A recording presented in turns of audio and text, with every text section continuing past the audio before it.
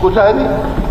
मैं बता हाईकोर्ट का डिसीजन है, ये हाईकोर्ट का डिसीजन है। बीच बीच में मत बोलो भाई, ठीक है? नेता है वो, नेता है, बस ठीक है, बीच बीच में मत बोलो, ठीक है?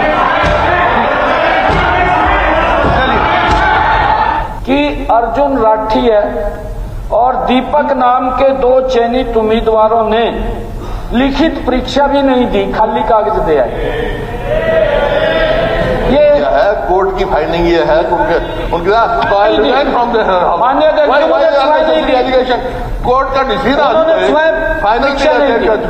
Don't tell me every time doctor Kadian, no no no no, chief minister मेरे पास हाईकोर्ट का डिसीजन जी, हाईकोर्ट का डिसीजन, नहीं वो कल भी विषय आया था। आप उसके ऊपर कुछ कहना चाहें तो कहें, या मुख्यमंत्री जी आप कुछ कहना चाहें तो आप भी कहें।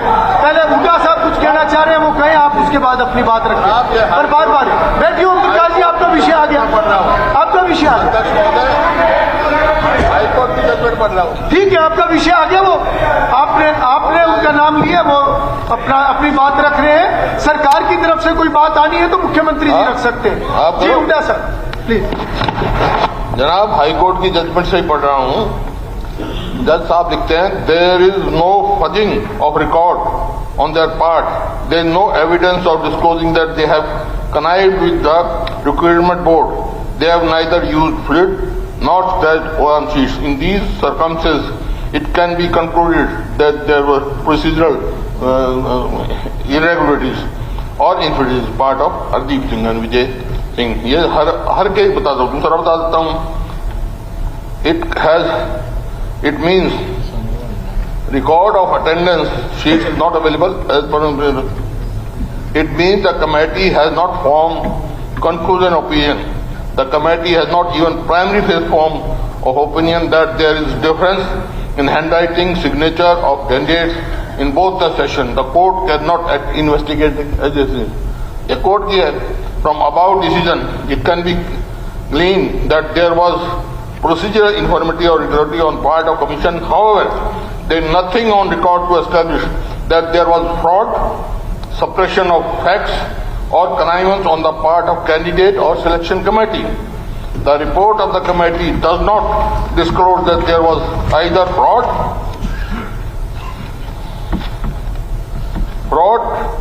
or entire selection was tainted. The court concludes that there were irregularities but no illegality was committed, which goes to roots of the selection process. It is well और फाइनल इन्होंने कटपुट किया। In wake of the about discussion finding the court is considered with opposition that the instant petition deserves to be dismissed and accordingly dismissed. कुछ है नहीं।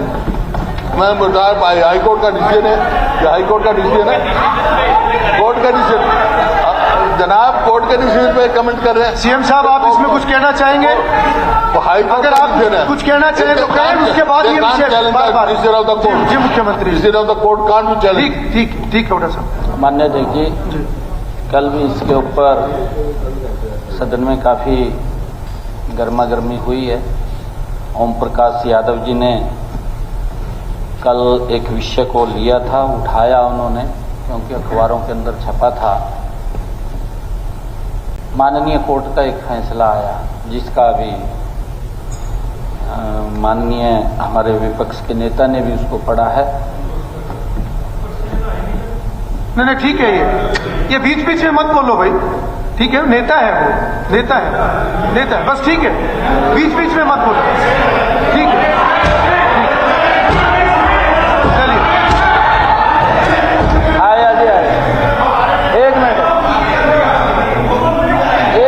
भाई, मुख्यमंत्री जी जवाब दे रहे हैं, आप बीच में किस लिए बोल रहे हैं? किस लिए बीच में बोल रहे हैं? मुख्यमंत्री जी जवाब दे रहे हैं ना, अपनी बात रहे। शकुंतला जी एक मिनट जी, ये विषय 2008 का है माननीय अध्यक्ष महोदय।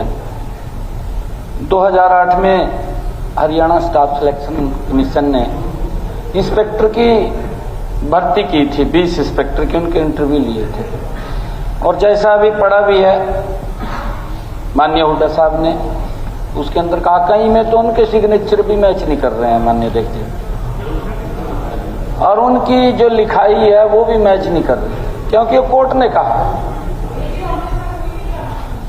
देखिए कोर्ट ने कहा, मैं कोर्ट की बात कर रहा हूं, गया कौन कौन नहीं गया।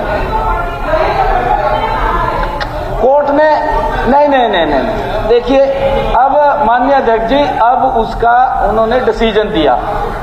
डिसीजन उन्होंने ये दिया कि पिछले दिनों अभी कोर्ट के का आदेश आया है कि हम इसके ऊपर अभी कुछ कर नहीं सकते, परंतु इसके लिए एक कमेटी जो हरियाणा स्टाफ सिलेक्शन कमीशन की है, उसने इसके ऊपर बैठ करके करना चाहिए था, उसकी इंक्वायरी करनी चाहिए थी, देखनी चाहिए थी।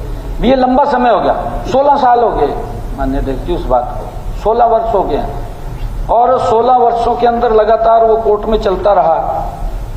परंतु मैं ये बताना चाहता हूं कि जो याचिका करता है अमित कुमार है और वो पानीपत का है जिसने पिटीशन दायर की थी, क्योंकि उसके साथ शोषण हुआ है। वो कहने लगा कि मेरे नंबर कम लगे, मैं टॉप आया था और इंटरव्यू के अंदर नंबर कम दे दिए, मैं सबसे पीछे रह गया, मैं सिलेक्शन नहीं मेरी हो सकी, कोई और आ गया। ये उसका आरोप था और उसने ये माननीय न्यायालय के अंदर वो लेकर के इस मुद्दे को गया। माननीय न्यायालय ने आदेश देने से इसके ऊपर कोई टिप्पणी नहीं की जानी चाहिए। माननीय न्यायालय ने कहा है याचिकाकर्ता यदि निर्णय से संतुष्ट नहीं है तो अपील करना उसका कानूनी अधिकार है, ये माननीय कोर्ट ने कहा। परंतु एक बात स्पष्ट है कि याचिकाकर्ता के आरोपों में एक आरोप ये भी था कि अर्जुन राठिया और दीपक नाम के 2 चयनित उम्मीदवारों ने लिखित परीक्षा भी नहीं दी, खाली कागज दे आए। ये माननीय न्यायालय ने कहा, ये माननीय नहीं मेहरबानी कोर्ट के डिसीजन को डोंट करो यार, प्लीडिंग की बात करें। उन्होंने कहा की बात करें कोर्ट के डिसीजन पर। अगर अध्यक्ष महोदय एक मिनट माननीय अध्यक्ष जी, मैं बताना चाहता हूं, एक मिनट चीजें आप क्लियर कैसे करेंगे? एक minute, I am on my right. अगर जैसा कहा है मुख्यमंत्री जी ने, उन्होंने कोई नहीं दिया है, कोर्ट की फाइंडिंग ये है माननीय एलिगेशन कोर्ट का डिसीजन उनकी go to supreme court, high court. You can't discuss every decision of the court है। ये तो आपके बारे में पता नहीं कितने डिसीजन आए हुए हैं, क्या क्या। माननीय अध्यक्ष जी, अगर इसके अंदर कुछ कहना चाहे तो कह दें, परंतु मैं बताना चाहता हूं अध्यक्ष महोदय तो पार्लियामेंट्री नॉर्म्स करोगे। अध्यक्ष महोदय पार्लियामेंट्री नॉर्म्स क्या है? What is the parliament norm? I have never seen any decision being discussed in the house. नहीं, देखिए अगर माननीय ये व्यवस्था की बात है और अगर किसी के साथ कोई अन्याय हुआ है और उस व्यक्ति ने अपनी बात को उठाया है, माननीय कोर्ट ने उसके ऊपर टिप्पणी दी है, मैं उस टिप्पणी की बात कर रहा हूं।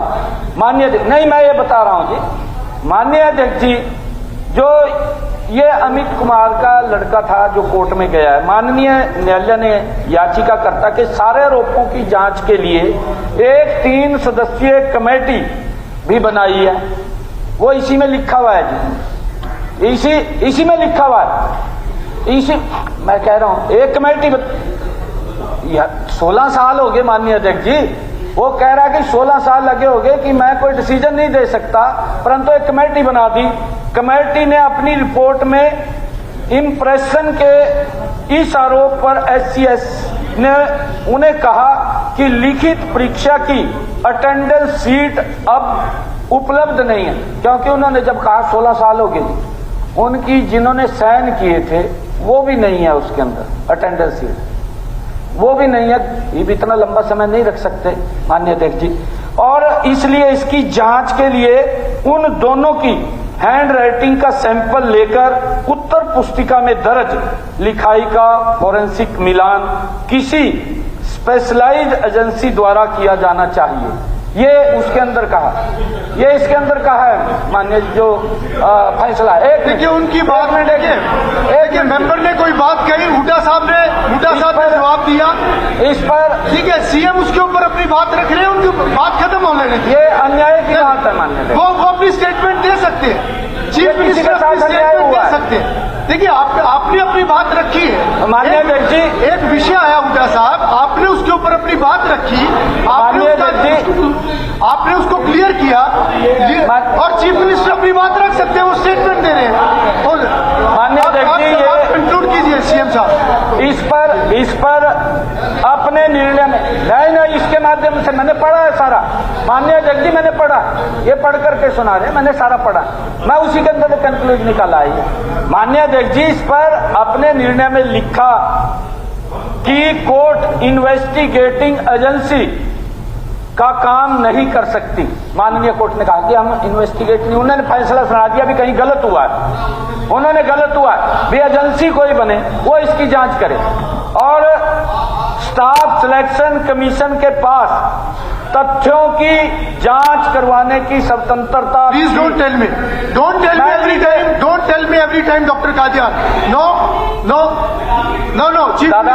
चीफ मिनिस्टर स्टेटमेंट दे रहे हैं, चीफ मिनिस्टर स्टेटमेंट दे रहे हैं, उनको अधिकार है वो स्टेटमेंट दे रहे हैं। मैं आपको बहुत मौका देता हूं बोलने का। अगर सीएम स्टेटमेंट दे रहे हैं तो वो दे सकते हैं, उनको अधिकार है। विषय आया है, हुड्डा साहब बोल रहे हैं, वो स्टेटमेंट दे रहे हैं। इनके ठीक है, इन्हीं के बारे में बता रहा हूं जी मैं।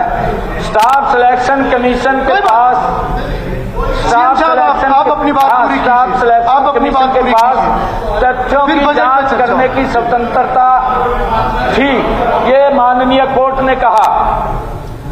मैं आज ये अगर विषय उठ रहा है, हमारे माननीय सदस्य ने उठाया और हमारे विपक्ष के भी इसके बारे में कह रहे हैं, मैं एक बात अवश्य यहाँ पर आज कहना चाहूंगा कि हम एजी से इसकी राय लेंगे, एजी से राय लेंगे।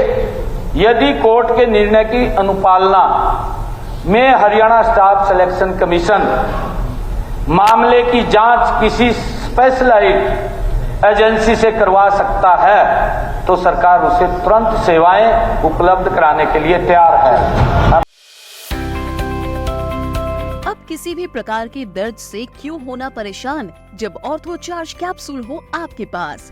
सभी प्रकार के दर्द में आयुर्वेदिक पद्धति पर आधारित रामबाण इलाज। कबीर औषधालय का ऑर्थोचार्ज ऑयल कैप्सूल और सिरप आपको देता है तुरंत आराम। अनेक प्रकार के दर्द जैसे sciatica, spondylitis, rheumatic pain, arthritis, lumbar pain, सभी दर्द को दूर करने का रामबाण इलाज 100% आयुर्वेदिक जड़ी बूटियों से बनाया गया ऑर्थोचार्ज कैप्सूल और ऑयल एक बार प्रयोग में अवश्य लाएं। अधिक जानकारी के लिए संपर्क करें।